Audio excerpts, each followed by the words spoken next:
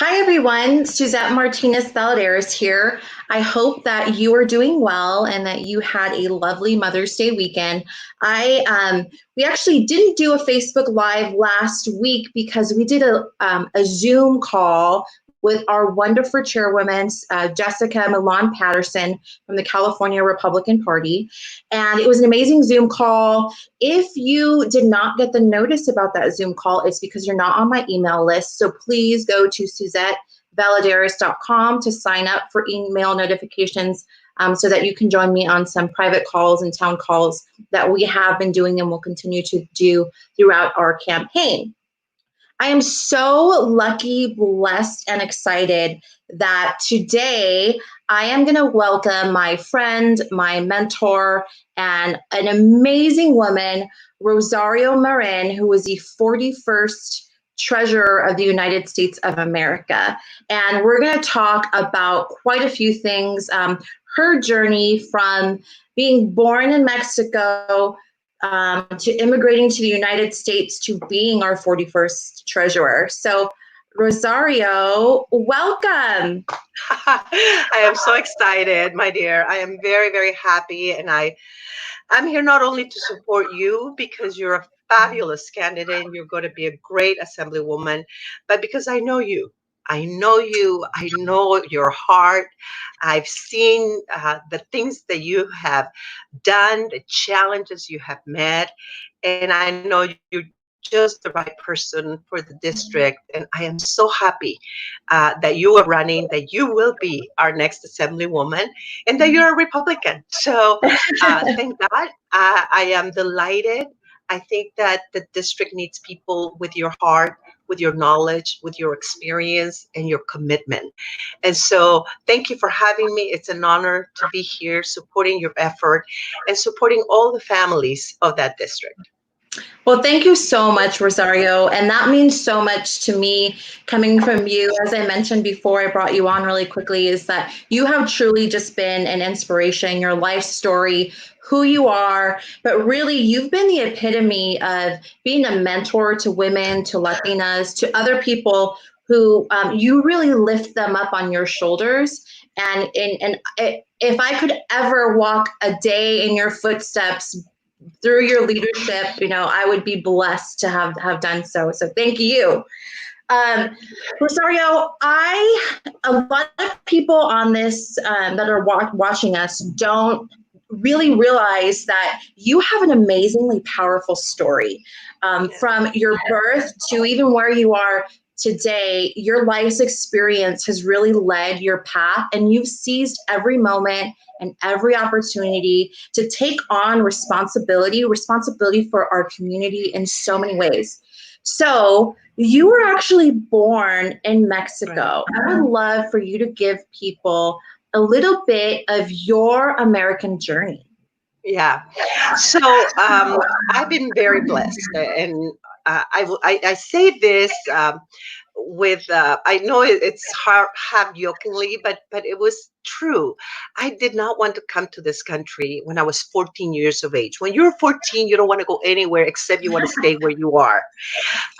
Little did I know, Suzette, that my life would take this path that eventually led me, as you know, to be treasurer of the United States. But when we came to the United States, I was 14 years old. I ended up going attending the junior high for the last 6 months.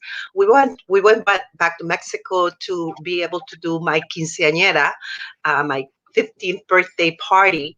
And when we came back, I started high school, Huntington Park High School. 3 years of that, because at that time high school was the 10th, 11th, 12th grade. Then after that, my parents basically said that I had to go to work. And if I wanted to go to college, then I would have to do that part-time. And as most people, we needed to work. Immigrant families need to work. So I worked, I helped my family, but I did enroll in East LA Community College. And it took me 4 years to get that 2-year degree. And that wasn't enough. I wanted to go to the university. and the only university that I could attend was Cal State University of Los Angeles. That's the only one that I could attend because that's the only one that I could pay for. And then that wasn't enough. I wanted to get my master's degree. It took it another 3 years. And I know it took 7 years to get my bachelor's. But you know what?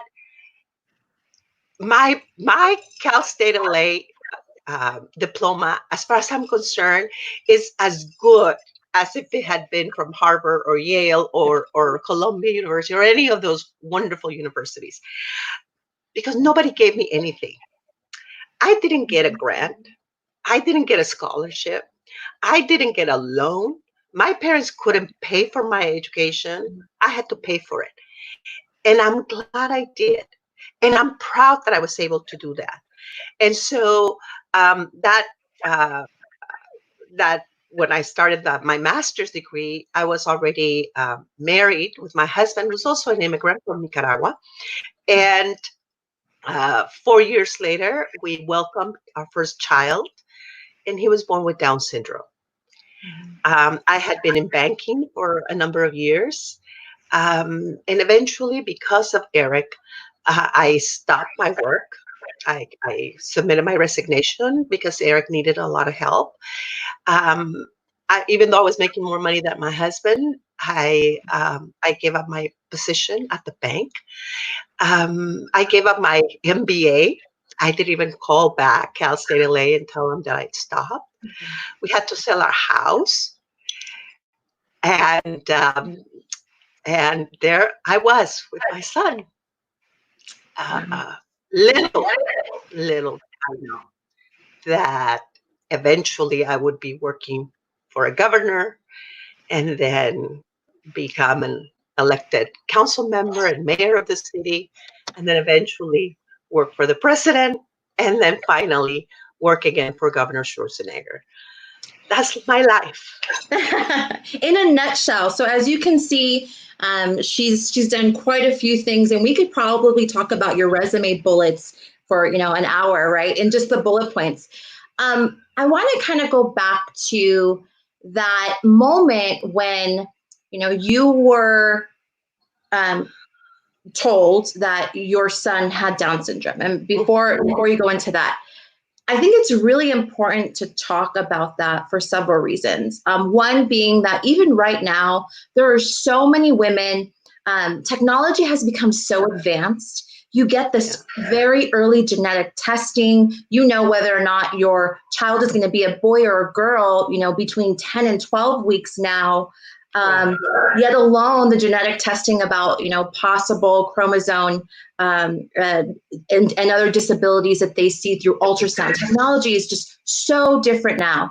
And at this very moment, there are women that are pregnant, that are living through this pandemic, that are feeling so alone. And you and I think know somebody that mutually has their baby. She's pregnant, and her baby, her son, has Down syndrome. Right. What did it feel like at that moment? I know you sacrificed a lot immediately following it, but what did you feel at that moment, and what advice can you give to women right now that are going through this very similar situation? So a little bit different for me in the sense that I did not learn of my son's disability diagnosis until he was born. This happened. He's now 35. He'll be 35 years old. So I didn't know that the child that I was carrying had Down syndrome. In a way, I am glad that I didn't know because I didn't have to worry and didn't have the fears that women experience if they've never had a member of the family with any disabilities, if they're carrying a baby and the doctors say that there are some differences in their chromosomal sequence, or if there are other problems. I know that there must be a lot of fear. And I know for many women right now who are pregnant and with this pandemic, they are very frightened. And certainly the problems that we're seeing with some of the babies in New York and the children children, that adds to the uncertainty, to the fear that they may experience. Um, we usually fear what we don't know. Mhm. What we know, we don't fear, because once we have the knowledge of whatever situation we might be in, then we search for help and we look for resources that may be available to enable us to deal with our challenges better. But it is the uncertainty, it's the unknown that oftentimes frightens us more or exacerbates our fears. What I would say to people is that we don't know. There are a lot of things we don't know about this pandemic. There are a lot of things we don't know about this virus. But what we do know is that we have the stamina, the determination. We do have the technology. We have absolutely throughout the world the very Yeah. best scientists trying to come up with the responses that we all are seeking. And so maybe it's called faith. Some people, like I do, I have all the faith in the world. We will find the solution. We will find the treatment. And my God, we will find the vaccine. Um, but I, if you don't know, if you're concerned, talk to people. Mhm. Talk to your doctors, talk to your friends, talk to other people that are in the same boat. Yeah, sometimes we feel we're very lonely and we're the only ones. Well, we are not the only ones. There are a lot of people in the same Mhm. situation. And with this pandemic, the entire world is in this situation. So it's better that we share our concerns, our fears, and also our optimism. We're great people and we're far better when we stand together. Right. And I think that those are, amazing points. And for any women out there, whether you're pregnant or even people that may or may be close to getting diagnosed for other things such as autism, that it's a very hard moment for women, for parents. But guess what? You're not going to love your child any less. They're not going to love you any less. And they're not going to need you any less. They're going to need you to be strong. You can be afraid. You can be scared. Feel how you need to feel. But yes, talk to other people because there are resources out there. You're not alone, even though it feels very lonely. You are Right. not alone. So Rosario, your life's path has taken you on a very interesting journey. And even my own life's path, I feel like I can relate to you from a lot of perspectives. One of those things is that people are sometimes shocked to hear or learn that I'm a Republican. And I've kind of coined myself a modern Republican because I think I look Yeah. differently, I talk differently, I come from Right. different experiences, and you're similar. So can you tell me a little bit about your unlikely Republican story and about your road to the White House? Because not Yeah. only are you Republican, but you're one of the actually highest ranking Republicans that I've ever known. So tell us about that. Yeah. So I became a Republican when I became a U.S. citizen, and I was filling out my paperwork, my registration card, and my boss, who was the president of the bank, the executive vice president of the bank at that time, he became the president later. He looks at me. I asked him, I said, Mr. Clement, how do I register? And he peeps over and he says, he sees the registration, voter registration. And he says, Republican, honey, Republican. I'm like, okay, well, if he had said Green Party or Independent or whatever he would have said, I would have done it because I trusted him, right? He taught me so many things and gave me so many opportunities. And as far as I was concerned, he knew everything in the world. So when he said Republican, I did. And that was the year that President Reagan was going to be reelected, was running for reelection. And there was this sense whenever I heard President Reagan speak, I felt he was talking to me. I felt when he was talking about that shining hill, I'm sorry, the shining city on the hill, I could envision that. I could totally see me part of that. It was very interesting, Suzette. Very few people know this, but eventually, much eventually, I was able to meet Nancy Reagan. And I had already been the treasurer of the United States. And I knelt down and I talked to her because she was sitting on a couch. And I told her, I'm Rosario Marin, I'm an immigrant. And I just want you to know about this particular thing, your husband, what he meant to me. And she heard me, and her eyes were they were so bright. They were brightened. And she looks at me, she says, I wish Ronnie would have heard you. He would love your story. I'm like, oh my God, oh my God, it was so powerful. But I mean, I live in a city that is heavily Democrat. I'm in a neighborhood that is many immigrant members are here. Eventually, I became a council member. I worked for Governor Wilson, and I started working with him in 1992, and I was elected to the city council in 1994. I was the first woman Latina getting elected in that position. Two of us got in, but I always say I was the first one because I got most votes. So first first time running, and people, in my city, heavily Democrat, heavily Right. Democrat. They didn't care that I had worked for Governor Wilson. And 5 years later, I got reelected and became the mayor of the city. And eventually, I worked for, having been the mayor of the city, that's when I met then Governor George W. Bush, who was running to be president of the United States. And I became a spokesperson for the campaign. Um, I was their national spokesperson for the Hispanic community. Suzette, little did I know that eventually he would ask me to be treasurer of the United States, and I was unanimously confirmed by the U.S. Wow. Senate. So when that was over, I then ended up working for Governor Schwarzenegger um, as the Secretary of State and Consumer Services Agency. I had 17,000 people under me. I was in the cabinet with the governor trying to make California the great state it is. So for those of you who play Trivia Pursuit, it came up a few years ago, and somebody was telling me that Hilda Solis was the first U.S. Latina cabinet member, and I was like, that's wrong. It was Rosario Marin. So jot that down, everybody.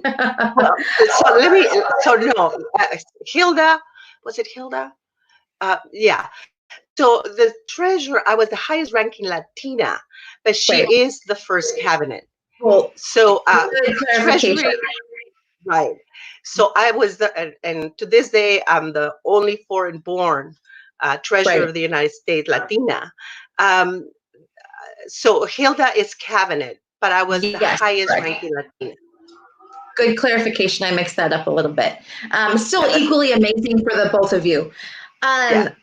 Rosario, so along your journey with having a child with Down syndrome, you learn to advocate, right? You have to. You don't have a choice. It's a whole different lifestyle than you could have ever expected, and it's something from birth through life. I mean, Down syndrome doesn't go away. There's not a cure. The same thing with autism.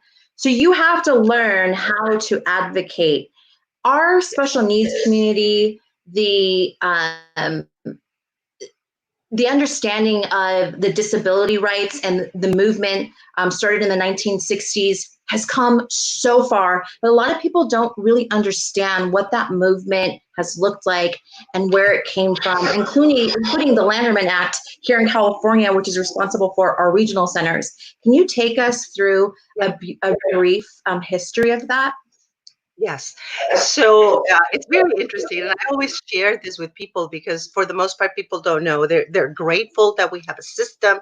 California is certainly a leader in this effort. It was one of the most conservative, Republicans, fiscal conservative Republicans, that actually created what is called the Lanterman Act, and that was Senator Frank D. Lanterman.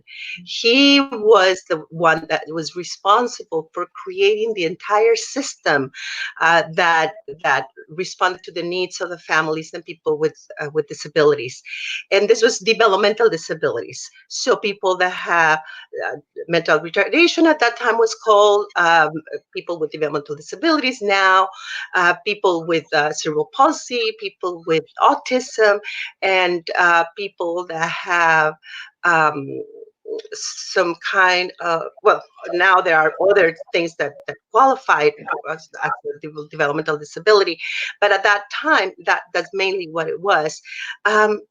So he created that. Uh, Eventually, one of the things that I am so proud, and he always says this, President Herbert Walker Bush, George Herbert Walker Bush, Papa Bush, he is the one, when you ask him what are one of the things that he's most proud, he talks about the Americans with Disability Act. And I was actually from California, part of that effort in trying to get that signed. And here, when I was working for Governor Wilson, who happens to be a Republican as well, he created the Family Center services, because the law before was basically centered around the child. And it was through the Early Intervention Services Act that Governor Wilson created the system to be responsive to the family needs.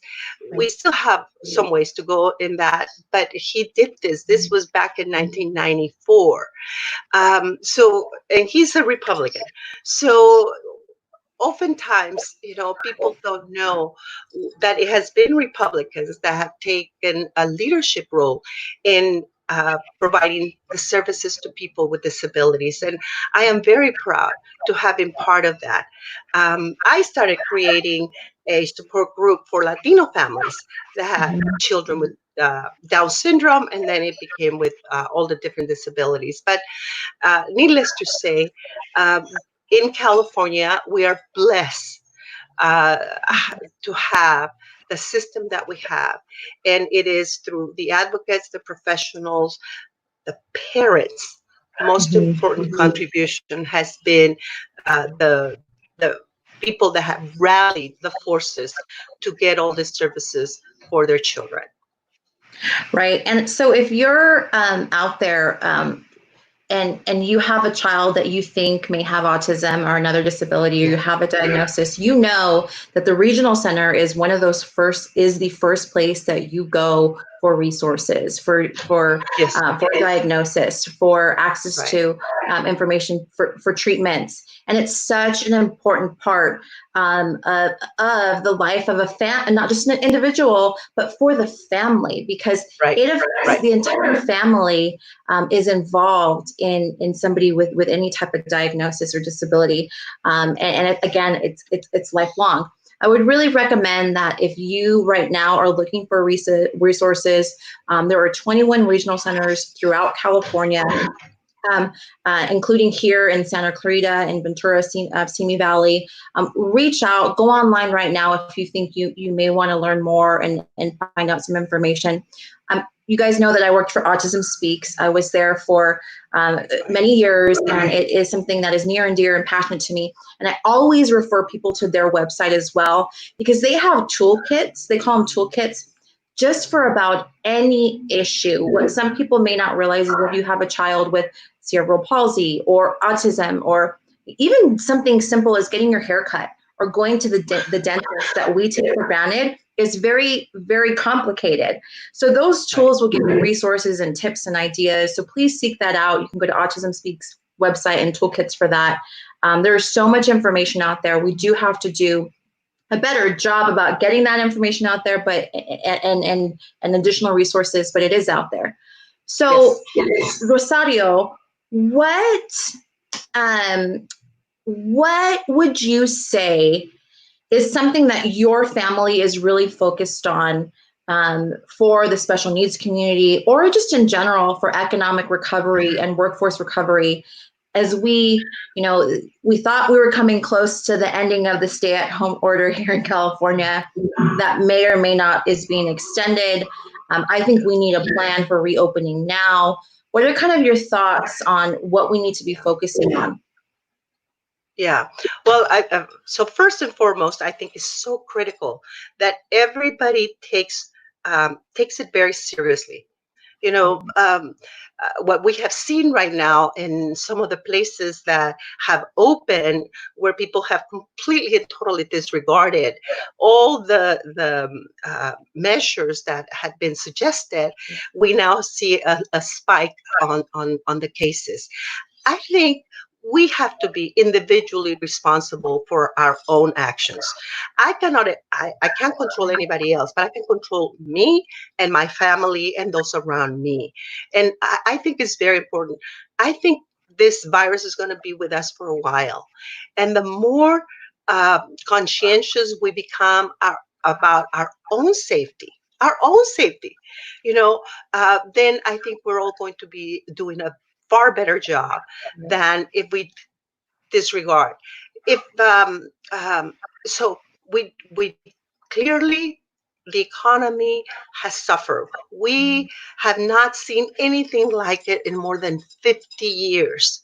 We have more than 30 million people unemployed. My heart goes out to every single one of those individuals. There are a number of families who don't know how they're going to feed their children. That concerns me. We have a great government. We have great resources. We will see that everybody gets what they need, but we do need to open the the economy so that people begin to spend, so that people get back to work. And it is a circular situation.